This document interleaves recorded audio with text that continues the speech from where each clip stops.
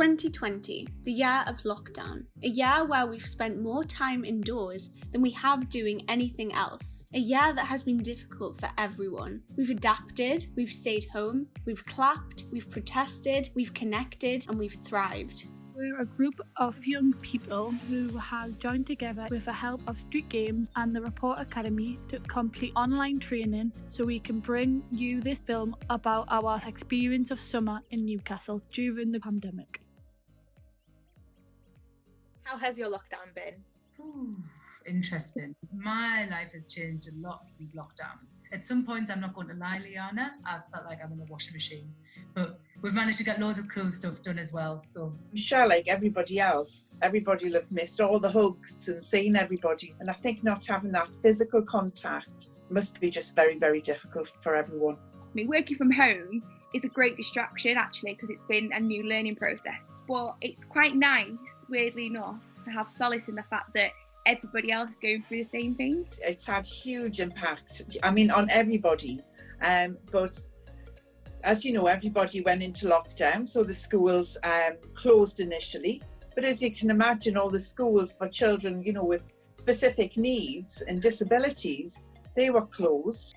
For us to be able to carry on and to engage our young people, but also for young people who find usually those situations really uncomfortable. This way of learning really, really helps. I've spent a lot of time looking at this computer screen. So I feel like I've kind of become familiar with the technology quite quickly. I've even delivered online training. It's been a real blessing. Our work, school, and mental health have all been impacted during this time, but it's amazing to see how we've come together to overcome the challenges faced in lockdown.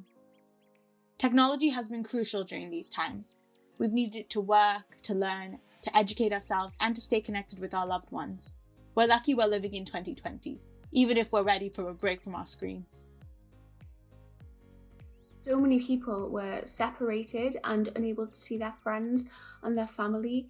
And when I've spoken to people, they've said that this is one of the most difficult things that they've had to face during these last few months. Young people were previously so used to going to school every day. I think young people's mental health will have suffered greatly. So whilst I think COVID is played particularly difficult for young people, I think having that ultimate, if you like, kick when you can't go to the university of your choice, it's just been a desperately unhappy year for people.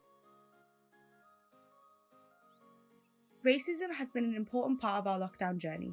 We've seen protests all over the world for the Black Lives Matter movement, but we've also seen and experienced racism closer to home. And the new normal?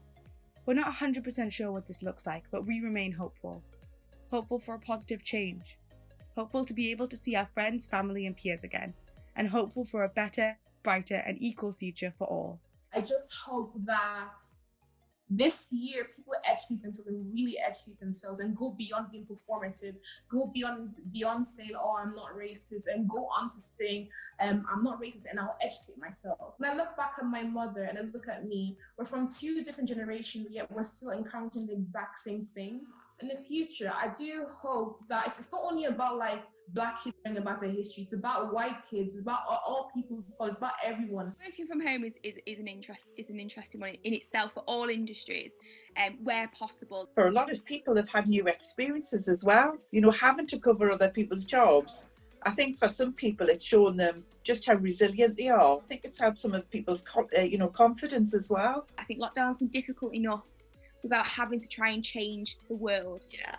But when it's over and we can start to get back to some sort of normality and we can have those conversations, then we should be having those conversations to make a better world for young people, make opportunities stronger for everybody, and to just really adapt and change the way that we do things. Well, I hope it never replaces our face-to-face work, because I feel like human connectivity is so important. I hope that in schools as well, we'll give kids the tools and the resources that they need to know more about the world and to open their eyes beyond, just to see beyond color, to see that although we are different, we are essentially the same, we will be the same blood.